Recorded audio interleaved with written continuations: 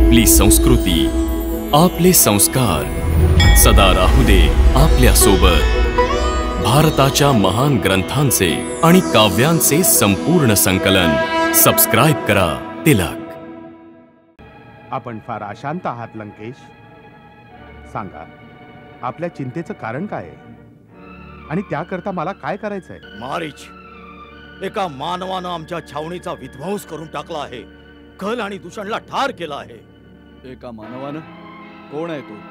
ऐकलं आहे अयोध्येचा कोणी राजकुमार आहे, राम, जो आपला छोटा भाऊ लक्ष्मण आणि आपली पत्नी सीता सोबत पंचवटीत राहायला आला आहे। त्याने आमची आवडती बहीण शूर्पणखेचाही अपमान केला आहे, तिचं नाक कापून तिला कुरूप बनवून टाकलं आहे। आम्ही मनात ठरवून टाकलं आहे, ज्यानं आमच्या बहिणीचं रूप बिघडवलं आहे, आम्ही त्याच्या सुंदर पत्नीला त्याच्यापासून हिरावून घेऊ, आमची राणी बनवू, आम्ही सीतेचं अपहरण करू। यासाठी आम्हाला तुमच्या सहाय्याची आवश्यकता आहे। माझं सहाय्य? हो, तू आपल्या मायेनं एका अद्भुत सुवर्ण मृगाचं रूप धारण कर, याची शिंग सोन्याची असतील, याची कातडी सुंदर असेल, जसा कुणी कधीही पाहिलेलाच नसेल। तुला बघून राम आणि लक्ष्मण सुद्धा शिकारीसाठी येतील। जर ते नाही निघाले तर सीता त्यांना अवश्य तुझ्या शिकारीसाठी पाठवेल। त्याच वेळी मी तिला झोपडीतून पळवून आणीन। बघ, त्या सुंदरीचं काय भाग्य आहे की वनातल्या झोपडीतून सरळ लंकेच्या राजमहालात पोहोचणार आहे। तिचं सौभाग्य आहे की नाही, परंतु आपलं दुर्भाग्य अवश्य जवळ येत आहे महाराज रावण। काय? हो लंकेश, आपण ज्याला एका छोट्याशा राज्याचा एक साधारण राजकुमार समजत आहात, त्या रामाचं महात्म्य आपण जाणत नाही। मला वाटतंय की कोणी तुमचा खरंच परमशत्रू आहे, ज्यानं आपल्याला हा सल्ला दिला आहे, कारण या दुष्कृत्यानंतर आपला कुळासहित नाश होईल, लंकेची वीट अन वीट हादरेल। आपण माझं ऐका आणि हे सर्व विसरून आपण लंकेला परत जा। आपल्या रंगमहालात एकाहून एक सुंदर राण्या आहेत, त्यांच्या बरोबर आनंदात जीवन घालवा। सीतारूपी ज्वालेला हात लावू नका, नाहीतर सर्व काही भस्म होईल। घाबरट मित्रा, शत्रूच्या महात्म्याचं वर्णन करून रावणाला घाबरवण्याचा प्रयत्न करतोयस।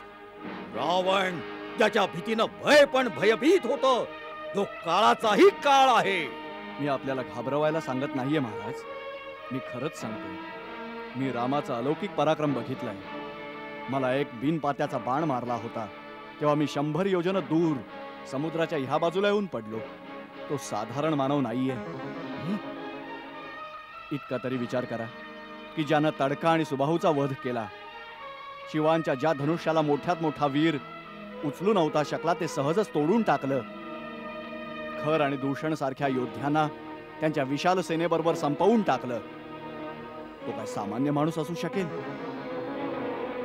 महाबली, आपण त्यांच्या शत्रुत्वाचा विचार सोडूनच द्यावा, ह्यातच आपलं आणि आपल्या राज्याचं भलं आहे। मारीच, आम्ही तुझ्याकडून उपदेश घ्यायला नाही आलो, ज्यानं तुझ्या मातेचा वध केला त्याच्या प्रती तू प्रेम दाखवतोयस। प्रेमासाठी नाही राजा, मी विनाशाच्या भीतीनं हे सांगतोय।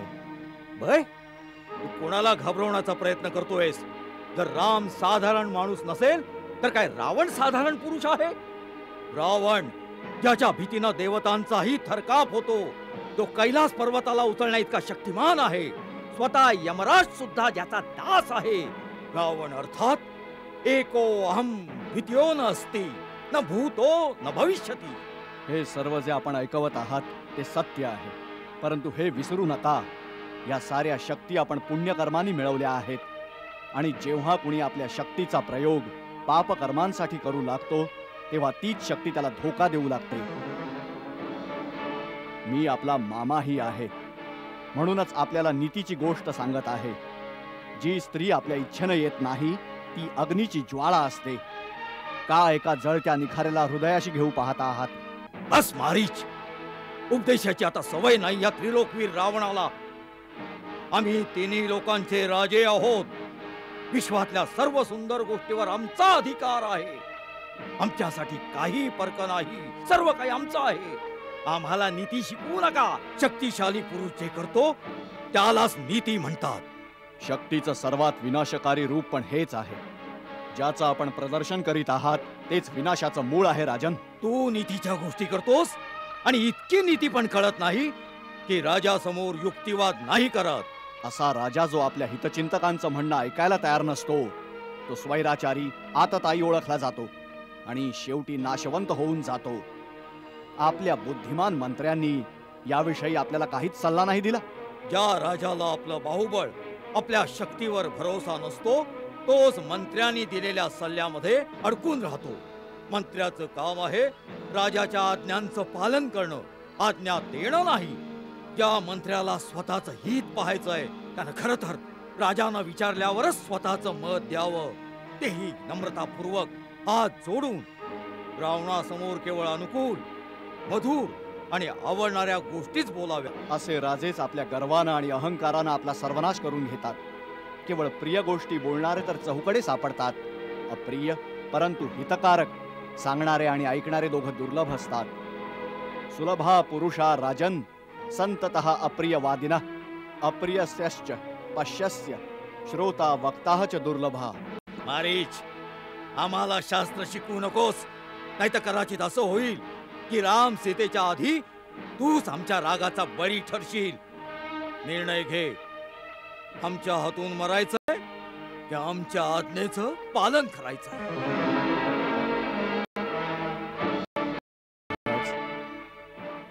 हर प्रकारे आज माझा मृत्यू निश्चित आहे, परंतु राजाच्या हातून अपराधी म्हणून मरण्यानं कलंक लागतो.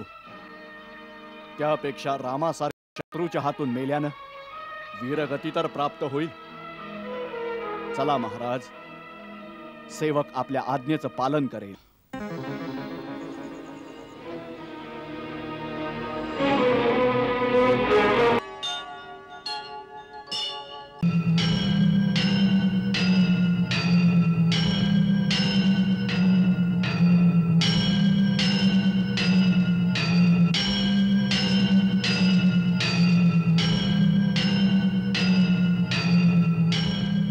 वत्सा, थोडा विचार कर.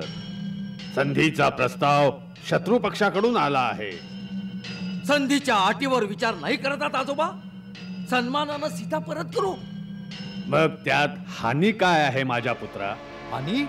हानीच हानी आहे. आकाशात फडकणारे रावणाचे झेंडे कपटे बनून धुळीत मिसळून जातील. 10 दिशा आमच्या नावावर थुंकतील. 10 दिशांचे विजेते आमची निंदा करतील. मोठ्या शहाणपणाने सिंह बनून सीतेला उचलून आणलं आणि कोल्याप्रमाणे भयभीत होऊन तिला परत करून टाकलं.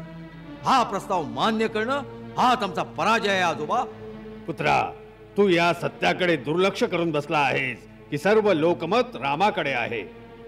देवता, नाग, गंधर्व, ऋषीमुनी इथपर्यंत की ज्या ब्रह्मा शिवशंकर यांच्या वरदानाचा तू अभिमान करतोयस तेही तुझ्या कार्याला अधर्म मानून रामाच्या विजयाचीच इच्छा करीत आहेत. तू दिग्विजयी आहेस, परंतु सर्व जगतामध्ये तुझे हित पाहणारे कोणीही नाही लंकेश.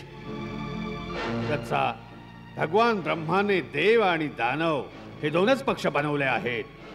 देवतांचे बल आहे धर्म आणि दानवांचा पक्ष आहे अधर्म, परंतु शेवटी विजय धर्माचाच होतो. तिकडे ऋषी आणि देवतांचा धर्म त्यांच्या पक्षाची वृद्धी करीत आहे. जर हे युद्ध झाले तर विजय त्यांचाच होईल. त्या तुच्छ वानर आणि मानवांचा विजय होईल. नानाजी, आपल्याला हा बुद्धिभ्रम कसा झाला?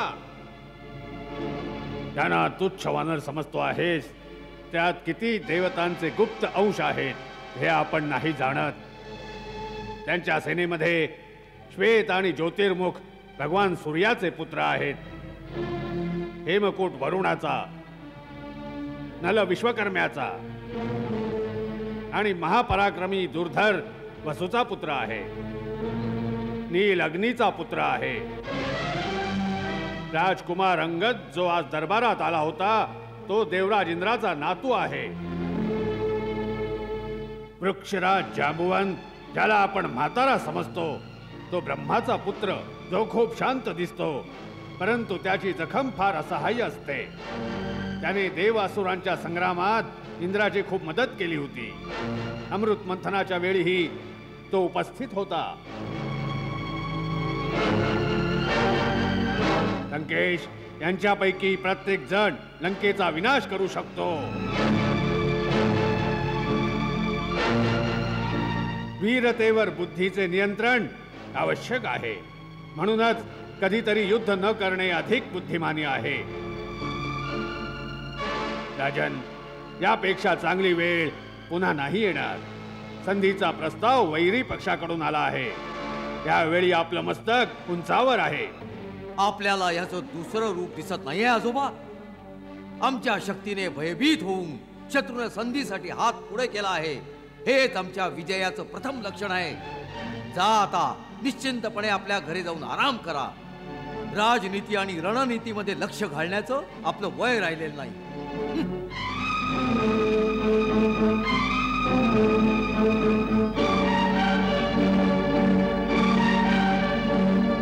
बर हो तवेता बलियसी.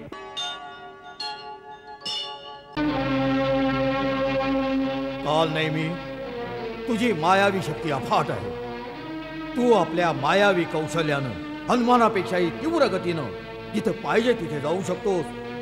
आज मायेनं कपटाने युद्धाने ज्या प्रकाराने होईल साम दाम दंड भेद आजची रात्र हनुमानाला थांबव. हे पृथ्वीपालक, आजपर्यंत हनुमानाने जे जे चमत्कार दाखवले आहेत त्यासमोर आपली सारी कपट कारस्थानं कमी पडली आहेत. तो 100 योजने समुद्र ओलांडून लंकेत आला. कुणी त्याचे काही करू शकले नाही. आपण त्याची शेपटी जाळलीत. तो सर्व लंका जाळून त्राही त्राही माजवून गेला. इंद्रजितने नागपाशात जखडून राम लक्ष्मणाचा अंत करू पाहिला आणि तो बघता बघता आकाशात जाऊन गरुडाला घेऊन आला. आपण नुसते पाहत राहिलो. काल नाही मी आणखी वर्णन करायची जरुरी नाही. आजचं काम कठीण पण नाही. त्याच्याशी युद्ध करण्याची किंवा टक्कर देण्याची पण जरुरी नाही. केवळ रात्र प्रहरापर्यंत हनुमानाला भ्रमित करून मार्गात अडवल्यानं आमचा मार्ग सिद्ध होऊन जाईल. सूर्याच्या पहिल्या किरणाबरोबर लक्ष्मणाचा शेवटचा श्वास पण संपून जाईल. जर असं झालं तर होईल, अवश्य होईल. काल नाही मी अवश्य होईल. तू निशाचर आहेस. काळ रात्रीला निशाचराची मायावी शक्ती छल आणि बल दुप्पट होत असतं. तीव्र वेगानं जाऊन हनुमानाला रस्त्यातच थांबव. बस मग आपला विजयच विजय आहे. कोणाचा जय होईल कोणाचा पराजय होईल हे तोच पाहिल जो जिवंत राहील.